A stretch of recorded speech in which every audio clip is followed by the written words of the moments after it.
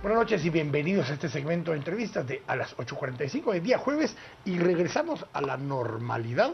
Regresa doña Claudia Méndez Arriaza con nosotros. Bienvenida, Claudia. ¿Será que a la normalidad? A la normalidad, porque usted es nuestra co-conductora los días jueves. Tuvimos de visita a Carmen, de visita a Juan Luis, pero ya regresa usted. Ya estoy aquí, Así me que siento bienvenida de tan vuelta. contenta y la verdad es que me siento muy... Me he sentido muy apreciada porque he recibido una cantidad de mensajes de gente que ha estado preguntando que en dónde me encontraba, que por qué no me veían, y a todos he intentado responderles, pero bueno, aquí está la respuesta, yo estoy de vuelta. Bienvenida, Claudia. Gracias, y hoy nos Quique. vamos con un panel de lujo que nos acompaña el día de hoy. Nos acompaña el doctor Mario Guerra Roldán, que es ex magistrado del Tribunal Supremo Electoral, y el también abogado Carlos Enrique Reynoso Gil, ex magistrado de la Corte de Constitucionalidad y expresidente del Colegio de Abogados, cargos que estuvo simultáneamente por ahí por el año 93, fechas de las cuales vamos a hablar el día de hoy. Así que bienvenidos a ambos. Muchas gracias. Claudia, por favor. Claro, y hacer una anotación que es especial. Los hemos invitado no solo como entrevistados, como expertos y personas experimentadas, sino porque también han vivido épocas de convulsiones y no solo las han vivido como ciudadanos, sino como funcionarios que han estado colocados en puestos que han definido qué rumbo se toma después de vacíos constitucionales. ¿Se le puede llamar así, Carlos Reynoso? Se le puede llamar un vacío constitucional. Háblenos de cómo compara usted el momento que se está viviendo ahora, un antejuicio en el Congreso aguarda para ser definido y para que se determine cuál es la suerte del presidente Otto Pérez Molina, con épocas que usted vivió en otro momento como magistrado y presidente de la Corte de Constitucionalidad. Sí, solo quería comentarle que no es vacío constitucional, sino que precisamente la Constitución tiene los mecanismos adecuados para aplicar en crisis tan importantes como la que se presenta hoy y como la que se presentó el 25 de mayo de 1993, cuando un aprendiz de dictador, Serrano Elías, quiso perpetuarse en el poder y entonces emitió unas normas temporales de gobierno suspendiendo los organismos de Estado, suspendiendo muchos artículos de la Constitución y obviamente violando la norma constitucional, pero eso hablaremos. Ahí está la pregunta, ¿se pueden comparar una y otra época? ¿Y en qué se pueden comparar? Bueno, no tienen comparación, porque en este momento todavía no ha habido una crisis constitucional. La crisis constitucional que se presentó el 23 de mayo es porque el presidente Serrano, en un golpe de Estado, promulgó unas normas temporales de gobierno, suspendió los organismos del Estado y obviamente violó la Constitución. Tan fue así que ese mismo día el Colegio de Abogados y Notarios de Guatemala, que yo me honraba en presidir, emitió un comunicado haciendo ver la circunstancia. A mediodía fuimos a la Corte de Constitucionalidad y el presidente, el licenciado Epaminondas González Dubón, que en paz descanse, y que falleció, que fue vilmente asesinado unos meses después, como consecuencia obviamente de esto, a mi criterio, convocó a la Corte en pleno, pero no podían todos los magistrados participar porque la magistrada que había sido electa por Serrano Elías se retiró de la sesión. Pero lo fundamental de esto es que se estimó qué hacer la Corte de oficio y la Corte consideró que debería actuar de oficio para defender dos principios fundamentales, el de la supremacía constitucional y el de la legalidad. Y con base en eso, de oficio actuamos, se firmó la sentencia, se declaró nulo ipso iure las normas temporales de gobierno. Y de ahí pasamos, no sé si puedo contar ahora lo que pasó con la crisis de presidente. La crisis del presidente, y quizás en eso se parecen, pero no sé si quiere... Si él tal vez nos deja hablar un poquito por eso, sí, con don Mario Guerra Roldán, porque aunque hay muchas diferencias, como lo decía ya Nick Reynoso, hay un momento en el que sí hay una cosa similar, que las instituciones tienen que dar como un paso adelante en ese momento y salvaguardar esa institucionalidad. Y también le tocó al Tribunal Supremo Electoral, usted estaba también en ese momento del lado del registro de ciudadanos, si mal no recuerdo. Que sí. No, yo estaba ya en el tribunal. En el tribunal. Para que hablemos un poco de cómo le tocó actuar también al tribunal en ese momento, en vista de lo que estaba sucediendo. Sí, en la mañana del golpe que propició Serrano Elías, nos reunimos en el tribunal, porque a nosotros no nos suprimió, no nos persiguió, porque quería aprovecharse de nosotros. Y estando reunidos llegó un militar de paisano diciendo que el presidente Serrano Elías nos quería hablar. Pues si nos quiere hablar, le dijimos que él venga aquí. Nosotros no vamos allá porque ya no es presidente. Llegó acompañado del licenciado el Moreno, ¿cómo se llama? Perdomo, que era el ministro de Gobernación. Perdomo. Y el otro era uno que han entrevistado, aquí en el momento se me fue el nombre, Conde. Manuel Conde. Sí, era secretario general. Llegaron con él, los dos. Nos habíamos puesto de acuerdo y le dijimos al licenciado Herbrugger, no vaya a decir nada, ninguno, escuchémoslo nada más. Y lo escuchamos y una perorata explicando, tratando de justificar su actitud y su conducta. Entonces nos pidió que el respaldo diríjase por escrito. Y lo despachamos. No habían periodistas, porque los periodistas estaban contra él, ¿verdad? Y estaban todos en sus refugios. Y tampoco había ocupación militar. Alguien firmó, no hubo ningún más que el mensajero que él mandó. Entonces nos reunimos en la noche en la casa del licenciado Hugo Leonel Maul, en la zona 15, Vista Hermosa, y ahí redactamos, porque ya habíamos recibido la nota de él, redactamos la respuesta, desconociéndolo y que no contara con nuestro apoyo, porque él ya no lo consideramos presidente de Guatemala. Presidente desconocido, eso era lo que se tenía en esos días de mayo de 1993. Quique, usted tenía una pregunta también para en esa línea, el licenciado lo que nos dice Reynoso. justamente el Roldán, qué es lo que sucede en ese momento, porque se ha especulado mucho acerca de las renuncias. Incluso cuando acá se presentó la renuncia de Roxana Valdetti, yo reiteraba la importancia, creo que es el artículo 192, para entrar a conocer si realmente era esa la voluntad de la vicepresidenta de renunciar, porque recuerdo que en esa época apareció una carta de renuncia aparente de Jorge Serrano como presidente, el cual él negaba haber firmado en su momento, pero nunca renunció ni él ni el vicepresidente Espina. No, por supuesto que no renunciaron ninguno de los dos. Cuando el presidente Serrano se negó a publicar la sentencia de la Corte en el diario oficial para que entrara en vigencia, el día 31 de mayo los magistrados volvimos a dictar otro fallo en el cual se indicaba que el presidente estaba cometiendo el delito de desobediencia, estaba violando otra vez la Constitución y que se le pedía al Ministerio de Gobernación, que manejaba el diario oficial, y al Ejército que mediaran y que hicieran lo posible para publicar la sentencia. Cuando el Ejército le comunicó eso a Serrano Elías, dijo: yo no mando a publicar esa sentencia, y abandonó el cargo. Eso fue lo que comunicaron el 1 de junio los miembros del Ejército en aquella conferencia que hubo. Pero ¿qué pasaba entonces? Conforme a la Constitución, todos sabemos que quien sustituye al presidente es el vicepresidente. En este caso, se recordarán los que vivieron esa época que Espina Salguero, el día 3 de junio, salió en la televisión cuando estaba en el Congreso llamando a los diputados de su partido para que fueran a elegirlo como presidente. Él quería ser presidente.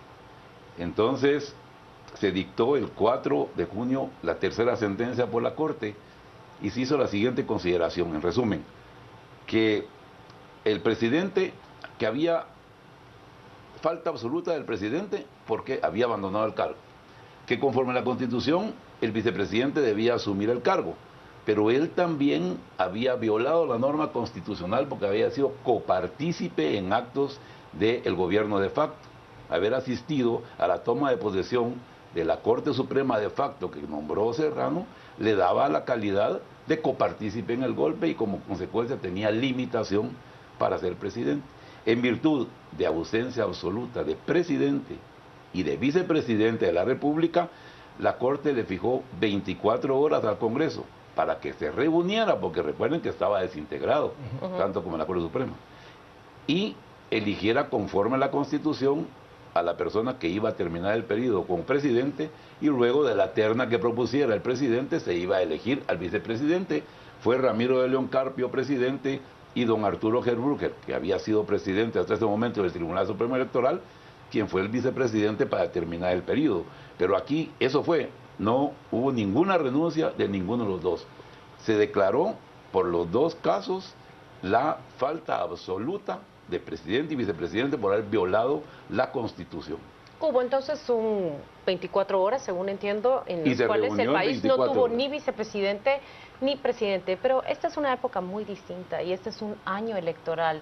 Y muchas de las preguntas que nosotros recibimos a través de las redes sociales y a través de las conversaciones a las que nos unimos son: ¿qué pasa con las elecciones? ¿Se pueden retrasar? ¿Se pueden suspender?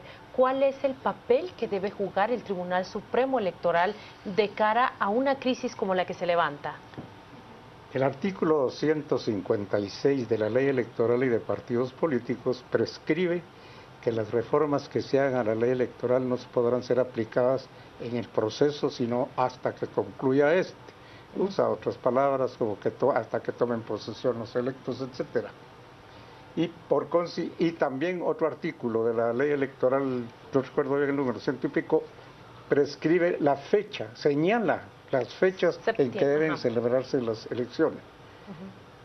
Entonces, ergo, si la ley prohíbe que se apliquen las reformas, en primer lugar no se puede entonces aplicar el retraso de las elecciones. Por otra parte, hay quienes arguyen, y me llamó la atención que un magistrado del Tribunal Supremo Electoral lo haya expresado. El presidente magistrado, de hecho. Dijo que se podía reformar el artículo 256. Caramba, dije yo, ¿y acaso este artículo, esa norma está fuera de la ley electoral? No, forma parte de la ley electoral. Por consiguiente, sufre los mismos efectos. Es decir, no puede entrar en vigor una reforma de ese artículo si no concluye el proceso electoral. En cuanto a las elecciones atrasadas, no solo viola la ley electoral un retraso, sino que la ley no tiene efecto retroactivo. Ya se inició un proceso electoral, ya causó efectos jurídicos, ya está casi a medio camino el proceso electoral. Es imposible jurídica y legalmente retrasar las elecciones, que se convoque nuevamente a elecciones, otro proceso electoral. No, eso es imposible. Hacer lo que implicaría. Violar la ley electoral totalmente. Y la Constitución, por supuesto. Y por otro lado, me llamó la atención, y perdonen lo que voy a decir, al vulgar decir, se me paró el pelo. Cuando oí al presidente de la Corte, del Tribunal Supremo Electoral, que iban a hacer una consulta, o lo hicieron esta misma tarde lo dijeron a la Corte de Constitucionalidad para que les asesorara si podían retrasar las elecciones. Caramba, dije yo, ¿y en dónde está el Tribunal Supremo Electoral? No es la máxima entidad, la máxima autoridad en materia electoral, por una parte. Por otra parte, jamás la Corte de Constitucionalidad, y aquí está el colega que lo puede afirmar, podía anticipar opinión, porque en un momento dado la Corte puede conocer de un amparo o de una impugnación en este proceso. Pero justamente, ¿qué opina usted de esto ya pasando a la parte constitucional? Sí, definitivamente ahí se estaría violando de nuevo el principio de legalidad, el principio de supremacía constitucional y el principio de seguridad jurídica. Estamos en un régimen democrático, está vigente una constitución, está una norma constitucional como es la ley electoral y de partidos políticos, no se puede violar, se tiene que ceñir todos los procedimientos conforme a la Constitución y la ley electoral. La respuesta es no, no y no. Y tajante. Pero ¿cómo responden ustedes a quienes escriben y a quienes comentan que vamos nuevamente a un proceso electoral, pero bajo las mismas reglas que han propiciado la crisis que hoy vivimos? ¿Qué piensa usted de esa crisis y qué piensa que el sistema electoral nos encierra en la misma? Lo que yo creo, y es lo sustentado siempre, es que lo que hay que cambiar es total, exhaustiva y radicalmente el sistema político de Empezando por Guatemala. las elecciones y por los partidos políticos. Todo el sistema. Pero mientras tanto tenemos que adaptarnos a las normas vigentes, a las normas legales vigentes. Por otra parte, supongamos que se hicieran nuevas elecciones, que se aplicaran las reformas. ¿Quiénes siguen siendo los actores? No son los mismos políticos, no son los mismos partidos, los ¿Y no mismos confía candidatos. usted que a partir Entonces, de esas reformas ¿en qué cambiaría? mejoramos? Pero la Seguimos pregunta es, a partir de esas reformas, ¿esos actores no cambiarían? No, ¿cómo van a cambiar? Lo que está vigente hoy si no es sería que ellos prohibido. permitieran que eso sucediera, porque lo que sucede también ahora, como estos movimientos, estas manifestaciones son emotivas, y como no hay un liderazgo, no hay un líder, entonces, y por eso el contagio, y se van donde lo llevan. ¿Qué pasó ahora? Que permitieron que tomaran la batuta aquellos culpables y responsables de la situación actual, como son los diputados del Congreso. Dick, yendo al otro tema del antejuicio, ya ayer el licenciado Osvaldo Ralón explicó el procedimiento y los pasos que hay que seguir para esto, pero más que eso, el vicepresidente Alejandro Maldonado Aguirre está fuera de Guatemala. Si por alguna circunstancia entre mañana y el sábado, porque él vuelve hasta el domingo de Guatemala, el presidente o renunciara o se aceptara el antejuicio, ¿qué genera? ¿Genera algún tipo de crisis? ¿Genera algún tipo de problema? Y aunado a eso mismo, el presidente ha dicho que él no renuncia porque no quiere socavar la institucionalidad. Si me puedo opinar acerca de esos dos temas. Bueno, hipotético. Sí.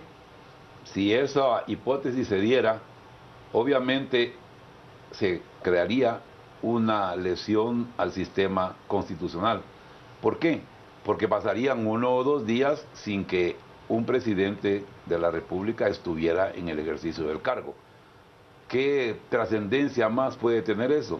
¿Algún delito más que podría imputársele al presidente si renuncia no estando el vicepresidente? Es una cuestión casuística que no la puede contemplar la Constitución. El presidente puede renunciar, pero no surte efecto hasta que no lo haya aceptado el Congreso. Así es. Con lo cual simplemente el Congreso puede retrasar la aceptación de la renuncia. Sí, yo creo que esa hipótesis no se daría. O habría un mecanismo, hay un mecanismo también de cómo evitarlo. de ¿Y cuál es el escenario más factible entonces? Ustedes, hombres de derecho, hombres de ley, hombres con experiencia, con este antejuicio que se levanta contra el presidente Otto Pérez Molina. Bueno, que jurídicamente hay un procedimiento, y el procedimiento se debe observar, como dice usted que lo explicó un colega el día de ayer. Yo no estaba en Guatemala, pues no lo vi, pero hay un procedimiento. Eso no es cuestión de opinión, desde el punto de vista jurídico no es cuestión de opinión, es cuestión de observar el procedimiento que existe. Ahora pasará al Congreso de la República, va a ser la comisión pesquisidora, van a resolver lo que sea pertinente, y si resuelven que hay lugar a formación de causa, el Congreso de la República lo debe aprobar con las 2 terceras partes y seguir el trámite que la ley penal dice. Otro error que han cometido, anoche lo oí desde aquí, que el antejuicio del presidente era un juicio político. Eso no, es un juicio jurídico, claro. Es un antejuicio, porque se supone un quebrantamiento a la ley, al Código Penal. Es una antesala para iniciar un proceso penal. Por lo tanto, es un juicio jurídico y no un juicio político. Juicio político es una interpelación por parte del Congreso a un ministro, pero el antejuicio jamás puede calificarse de juicio político. La lógica de todo esto ha sido por los actos de corrupción que se han venido cometiendo y que algunas de las solicitudes de antejuicio justamente han vinculado tanto a la ex vicepresidenta en su momento como al presidente en ese momento. El que incluso fuera declarado con lugar el antejuicio no implica que el presidente tuviera que ni renunciar ni dejar el cargo. Pero se ha especulado de una opción adicional, que pudiera pedir permiso.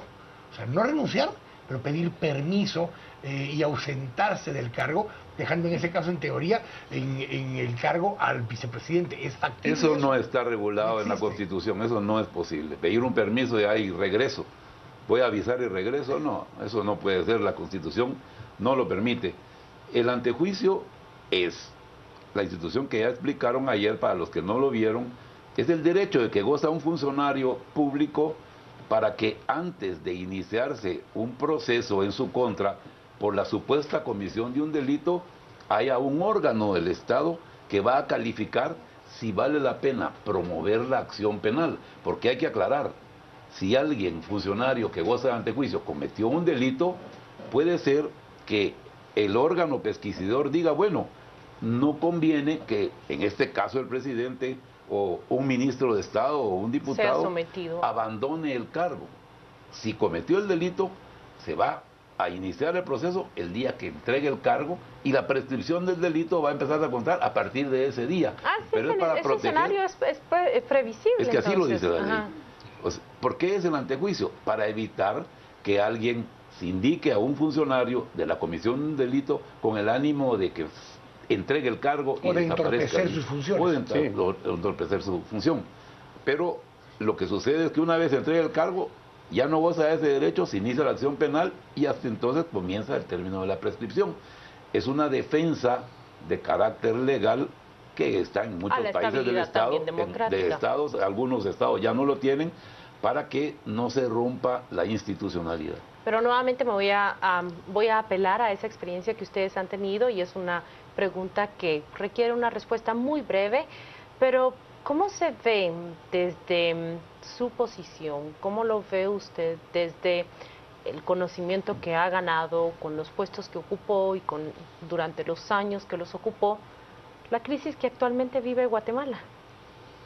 Bueno, no sé si calificarla de una crisis o de una tormenta, pero esto sucedió, tiene muchas causas que han producido este efecto inevitable de llegar a esta situación casi de caos por momento, casi de tambaleándose las instituciones, la seguridad jurídica, como apuntaba el licenciado Reynoso.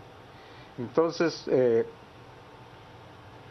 lo que debemos hacer en este caso es buscar la voluntad unísona de la población, de la ciudadanía, para evitar un desastre mayor y que las cosas se encaucen conforme lo señala la Constitución y las leyes de la República aplicables. También una pregunta para usted, brevemente. Sí, brevemente. Yo creo que sí es una crisis la que vive el país, una crisis institucional, una crisis social y una crisis política. No es una crisis jurídica. Por eso es que yo, como otros constitucionalistas, otros abogados, estimamos que no es necesario modificar la Constitución. Sobre todo que se va a convocar a una Asamblea Nacional Constituyente por el mismo órgano del Congreso, no tendría ninguna razón de ser. Pero no es una crisis jurídica, es de otro tipo la crisis. Y la crisis tiene salidas jurídicas razonables que se han utilizado antes y que permiten mantener la institucionalidad, aunque no a las personas. Ese es mi criterio, mi humilde criterio.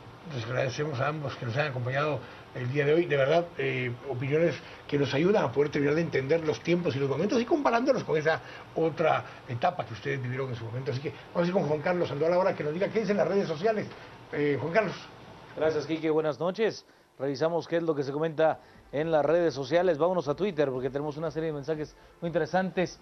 Ya lo dijo el señor, prácticamente lo que pasará con el señor Otto Pérez Molina es lo que plantea Leo Romeo. No a las elecciones con partidos corruptos y mafiosos. Otto, la Constitución la hizo el pueblo y el pueblo puede modificarla.